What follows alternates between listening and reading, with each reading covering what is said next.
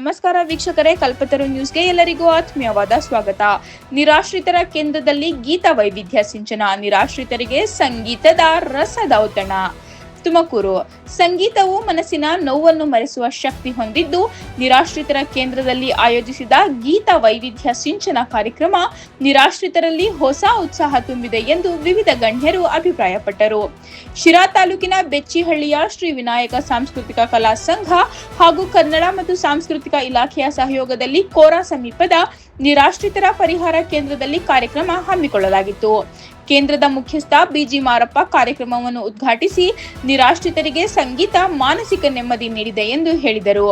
ನಿವೃತ್ತ ಪ್ರಾಚಾರ್ಯ doctor TR Leelavathi, ಕಸಪ ಅಧ್ಯಕ್ಷ ಕೆಎಸ್ ಸಿದ್ದಲಿಂಗಪ್ಪ ಹಾಗೂ ಕರ್ನಾಟಕ ಜನಪದ ಅಕಾಡೆಮಿ ಸದಸ್ಯ ಕೆಂಕೆರೆ ಮಲ್ಲಿಕಾರ್ಜುನ್ ಮಾತನಾಡಿ, ಸಂಗೀತ ಮತ್ತು ಸಾಹಿತ್ಯ ಮಾನಸಿಕ ರೋಗಕ್ಕೆ ಪೂರಕವಾಗಿದ್ದು, ಇಂತಹ ಕಾರ್ಯಕ್ರಮಗಳು ನಿರಾಶ್ರಿತರಿಗೆ ಜೀವನೋತ್ಸಾಹ ಮೂಡಿಸುತ್ತದೆ ಎಂದು ತಿಳಿಸಿದರು.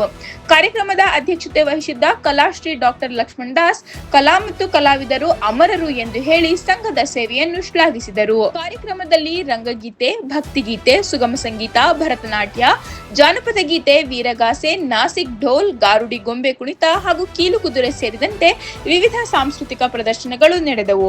ಕೇಂದ್ರದಲ್ಲಿ ಆಶ್ರಯ ಪಡೆದಿರುವ 400ಕ್ಕೂ ಹೆಚ್ಚು ಮಂದಿ ಹಾಡುಗಳಿಗೆ ತಾಳ ಹಾಕುತ್ತಾ ಸಂಭ್ರಮಿಸಿದರು. ವರದಿ ಉದಯ್ ಕುಮಾರ್, ಕಲ್ಪತರು ನ್ಯೂಸ್, ತುಮಕೂರು. ಸಹಬಾಳ್ವೆಯನ್ನು ಮಾಡ್ತಿದ್ದೀರಿ, ಜೊತೆಗೆ ಸಂವಿಧಾನದ ಅರ್ಥವಾಗಿರ್ತಕ್ಕಂಥ ಎಲ್ಲ ಸೌಲಭ್ಯಗಳನ್ನು ಕೂಡ ನೀವು ಬಳಸ್ಕೊಂಡಿದ್ದೀರಿ ಅಂತ ನಾನು ಹೇಳ್ತಾ, ವಿಶೇಷವಾಗಿ ಈ ಕಾರ್ಯಕ್ರಮ ನಿಮ್ಗೆ ಅವಶ್ಯಕತೆ ಇತ್ತು. ಪ್ರಪಂಚದ ಹೊರಗಡೆ ಕೈಗೆಟಕ್ಕಂಥ ವ್ಯಕ್ತಿಗಳ ಹತ್ರ ಯಾವುದಾದ್ರೂ ಬೇರೆದನ್ನು ಕೊಟ್ಟರೆ ಅವ್ರಿಗೆ ರುಚಿಸಲ್ಲ ಅಥವಾ ಅಭಿಮಾನ ಆಗಲ್ಲ, ಅದು ಚೆನ್ನಾಗಿ ಕಾಣಲ್ಲ, ಅದಕ್ಕಿಂತ ಹೆಚ್ಚಿನ ಅವಕಾಶಗಳು ಅವ್ರಿಗೆ ಇರ್ತವೆ.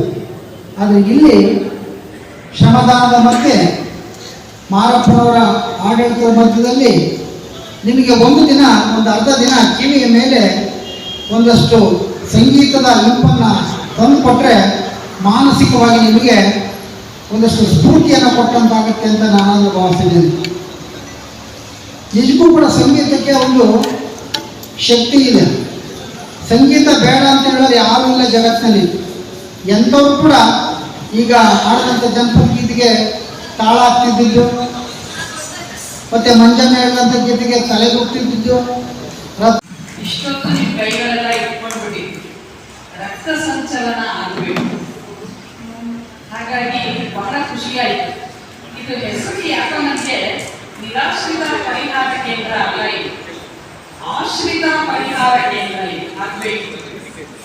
ಯಾಕೆ ಅಂದರೆ ನಮ್ಮ ಸಾಹಿತ್ಯ ಕ್ಷೇತ್ರದಲ್ಲಿ ಆಶ್ರಯ ಅನ್ನೋದು ಬಹಳ ಮುಖ್ಯವಾದದ್ದು. ಹಾಗಾಗಿ ಅದರಲ್ಲೂ ಹೆಣ್ಮಕ್ಳು ಇಷ್ಟೊಂದು ಜನ ಇದ್ದೀವಿ, ಒಟ್ಟಾರೆ 400 ಜನ ಇದ್ದಾರೆ ಅಂತ ಒಂದು ಮಾಹಿತಿ ಸರಿ ಸುಮಾರು ಅಂದಾಜು ಆ ಕಡೆ ಈ ಕಡೆ ಆಗ್ಬೋದಂತ ಅನ್ಸುತ್ತೆ.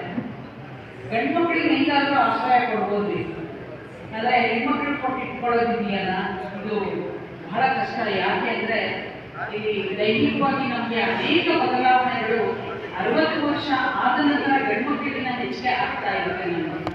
ಹಾಗಾಗಿ ಈ ಮೆಡಿಕಲ್ ಚೆಕಪ್ ಗಂಡ್ಮಕ್ಳಿಗಿನ ಹೆಚ್ಚಿಗೆ ಹೆಣ್ಮಕ್ಳು ಕೊಡ್ತಾ ಹೋಗ್ಬೇಕಾಗುತ್ತೆ. ಅದಕ್ಕೆ ನಾನು ಹೆಣ್ಮಕ್ಳಿಗೆ ಇಷ್ಟು ಆಶ್ರಯ ಕೊಟ್ಟು ಇಷ್ಟೊಂದು ಚೆನ್ನಾಗಿ ನೋಡ್ಕೊಳ್ತಾ ಇರ್ತಕ್ಕಂತಹ ಮೇಡಮ್, ಸಿಸ್ಟರ್ಸು, ಇವರು ಎಲ್ಲರೂ ಕೂಡ ನಾನು ಹೆಚ್ಚು ಕೃತಜ್ಞತೆಯನ್ನು ಹೇಳಲಿಕ್ಕೆ ಇಷ್ಟಪಡ್ತೇನೆ. ಹಾಗಾಗಿ ಹೆಣ್ಮಕ್ಳು ಚೆನ್ನಾಗಿರಿ. ಯಾಕೆ ಅಂದರೆ ಒಳ್ಳೆ ಊಟ, ನಾನು ಕೂಡ ಹೋಗಿ ಟೇಸ್ಟ್ ಮಾಡ್ಕೊಂಡು ಬಂದೆ. ಊಟ ಚೆನ್ನಾಗಿರುತ್ತಲ್ಲ ಡೈಲಿ, ಮತ್ತೆ ಇನ್ನೆಲ್ಲಿ ಹೋಗ್ಬೇಕ್ರಿ, ಇದೇ ಸ್ವರ್ಗ, ಗೊತ್ತಾಯ್ತಾ? ಎಷ್ಟೊಂದು ಜನಕ್ಕೆ ಶ್ರೀಮಂತರಿಗೆ ಊಟನೇ ಸೇರಲ್ಲ. ನೋಡಿ ನೀವೆಲ್ಲ ಎಷ್ಟು ಪುಣ್ಯವಂತರು, ಊಟ ಸೇರುತ್ತೆ. ಏನಂತೀರಿ? ಊಟ ಮಾಡಬೇಕು ಚೆನ್ನಾಗಿ. ಹಾಗಾಗಿ ನಿಮ್ಗೆಲ್ಲ ದೇವರು ಆರೋಗ್ಯವನ್ನ ಕೊಡಿ.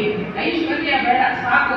ಸರ್ಕಾರ ಕೊಟ್ಬಿಟ್ಟಿದೆ ಐಶ್ವರ್ಯ, 3 ಹೊತ್ತು ಚೆನ್ನಾಗಿರಿ, ಓಡಾಡೋದಕ್ಕೆ ಒಳ್ಳೆ ಗಾರ್ಡನಿಂಗ್ ಕೊಟ್ಟಿದೆ. ಎಷ್ಟೊಂದು ಕಡೆ ವಾಕ್ ಮಾಡೋದಕ್ಕೆ ಜಾಗನೇ ಇರೋದಿಲ್ಲ. ನೋಡಿ ನಿಮಗೆಲ್ಲ ವಾಕಿಂಗ್ ಜಾಗ ಇದೆ, ಇದಕ್ಕಿಂತ ಇನ್ನೇನ್ರಿ ಬೇಕು? ಹಾಗಾಗಿ ಮಾರಮ್ಮ ಸರ್ಗೆ ಸರ್ಕಾರಕ್ಕೆ ಒಂದು ಚಪ್ಪಾಳೆ ಹೊಡೆದ್ರಿ. ಇಷ್ಟೇ ನನ್ನ ಮಾತು. ಗೀತ ವೈವಿಧ್ಯ ಸಿಂಚನ ಒಂದು ಕಾರ್ಯಕ್ರಮವನ್ನು ಆಯೋಜಿಸಿದ್ದಾರೆ. ಈ ಸಂಘದ ವತಿಯಿಂದ ನಮಗೆ ಒಂದು ವಾರದಿಂದಲೇ ಬಂದು ಅವರು ಈಗ ನಿಮ್ಮ ಕೇಂದ್ರದಲ್ಲಿ ನಿಮ್ಮ ನಿರಾಶ್ರಿತರಿಗೆ ಒಂದು ಅವರಿಗೆ ಮನಸ್ಸನ್ನು ಸಂತೋಷಗೊಳಿಸುವ ಉದ್ದೇಶದಿಂದ ಒಂದು ಕಾರ್ಯಕ್ರಮವನ್ನು ಆಯೋಜಿಸಿದ್ದೇವೆ. ನಾವು ದಯಮಾಡಿ ಒಂದು ಅನುಮತಿ ಕೊಡಬೇಕು ಅಂತ ಕೇಳಿದರು. ನನಗೆ ತುಂಬ ಸಂತೋಷ ಆಯಿತು. ಯಾಕಂದರೆ ಇಲ್ಲಿನ ಒಂದು ಈ ನಿರಾಶ್ರಿತರಿಗೆ ನಾವು ಹಲವು ಸೌಲಭ್ಯಗಳನ್ನು ಕೊಡ್ತಾ ಇದ್ದೀವಿ, ಹಲವು ಕಾರ್ಯಕ್ರಮಗಳನ್ನು ಕೊಡ್ತಾ ಇದ್ದೀವಿ.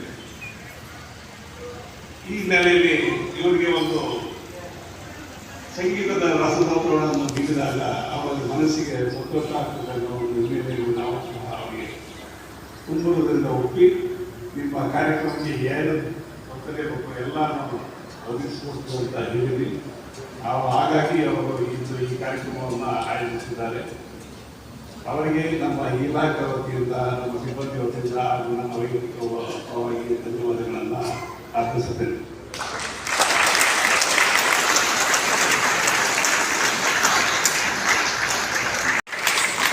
ಮತ್ತೊಂದು ಚಪ್ಪಾಳೆ ಇಲ್ಲಿನ ಸಿಬ್ಬಂದಿಗೆ ಮತ್ತು ವಿನಾಯಕ ಕಲಾ ಸಂಸ್ಥೆಗೆ, ಇವರಿಬ್ಬರಿಗೂ ಒಂದು ಚಪ್ಪಾಳೆ ಕೊಡಿ. 9 ತಿಂಗಳು ಗರ್ಭದಲ್ಲಿ ಇಟ್ಟುಕೊಂಡು ತೊಟ್ಲು ತೂಗಿ ಬೆಳೆಸಿದ ಮಕ್ಕಳೇ ಸಾಕಲ್ಲ ಇವತ್ತು. ಆ ಮಕ್ಕಳು ಸಾಕುವಂಥ ಜವಾಬ್ದಾರಿಗಿಂತ ಹೆಚ್ಚು ಜವಾಬ್ದಾರಿಯನ್ನು ಇಲ್ಲಿನ ಸಿಬ್ಬಂದಿ ಮಾಡ್ತಾ ಇದ್ದಾರಲ್ಲ, ಅವರಿಗೆ ಒಂದು ದೊಡ್ಡ ಚಪ್ಪಾಳೆ. ಮತ್ತು ಈ ಕಾರ್ಯಕ್ರಮವನ್ನು ಇಲ್ಲಿಗೆ ತಂದು ಮಾಡ್ತಿದ್ದಾರಲ್ಲ ನನ್ನ ಸಹೋದರ ರಾಜು ಜಲ್ದಿ ಇವರಿಗೆ. ಯಾಕೆ ಅಂದರೆ ಕರೆಕ್ಟಾಗಿ ಇವತ್ತು 8 ದಿವಸ ಮಂಗಳವಾರ ಅವರ ತಾಯಿ ತೀರ್ಕೊಂಡಿದ್ರು.